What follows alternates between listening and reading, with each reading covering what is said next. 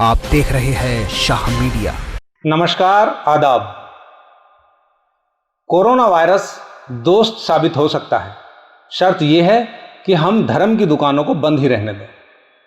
कारखाने और फैक्ट्रियां तो खोलें, लेकिन लूट की पेटियां ना खोलें।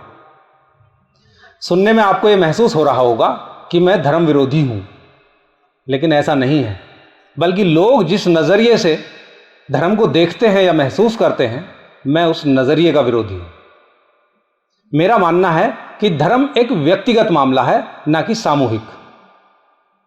जब तक धर्म व्यक्तिगत रहता है, तब तक वो धर्म की सारी शर्तों को पूरा करता है। किंतु जिस दिन धर्म सामूहिक हो जाता है, उस दिन वो एक दुकान बन जाता है, व्यापार बन जाता है। और ऐसा व्यापार जिसकी कमाई से किसी परिवार का भला ना हो, किसी गांव का भला ना हो, किसी देश का भला ना हो, ऐसी दुकानों को बंद ही रहना चाहिए। इस कोरोना काल में हमने अपने घर को खुद ही गिराया है। इस देश की आज जो हालत कोरोना की वजह से हो रही है, उसके लिए हमारी सरकार नहीं, हम खुद जिम्मेदार हैं। क्योंकि हमने धर्म और जाति को देश की पहली जरूरत समझा और फैसले उसी पर लेने के लिए उकसाया। आज अगर कोरोना के कारण पूरे देश में बेकारी फैल रही है, तो इसकी जड़ों में वे फैसले हैं जो सरकार पर हमने धर्म के नाम पर थोप दिए हैं। कोरोना ने तो यही एहसास दिलाया है कि धर्म का ओढ़ना उन्हें इस बीमारी से नहीं बचाएगा। क्योंकि वे अमीर जो रात दिन पूजा पाठ में लगे रहते हैं, वे भी कोरोना से नहीं बच पाए।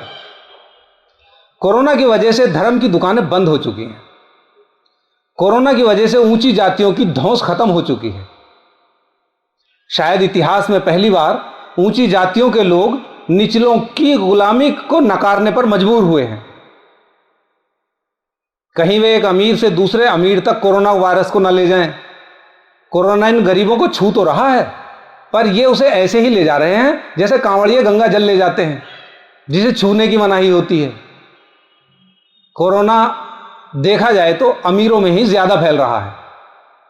देश के दलितों, पिछड़ों, गरीब मजदूरों ने एक साथ ये फैसला कर लिया कि उनकी जान तो अब गांवों में ही बच सकती है। यह अजूबा है। यह असल में एक अच्छी बात है। यह पूरे देश को नया पाठ पढ़ा सकता है। अब शहरों में महंगे मजदूर मिलेंगे तो उन्हें ढंग से ट्रेनिंग भी दी जाएगी।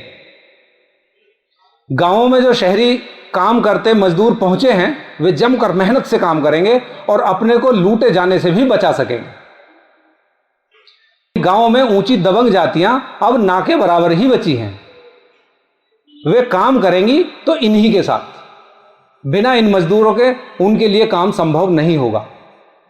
अब कोई भी मजदूर जल्दी से शहर की तरफ नहीं लौटेगा, अपने गांव में ही काम करेगा और गांव में मेहनत से काम करेगा, क्योंकि उसे अपनी आर्थिक स्थिति भी ठीक करनी है।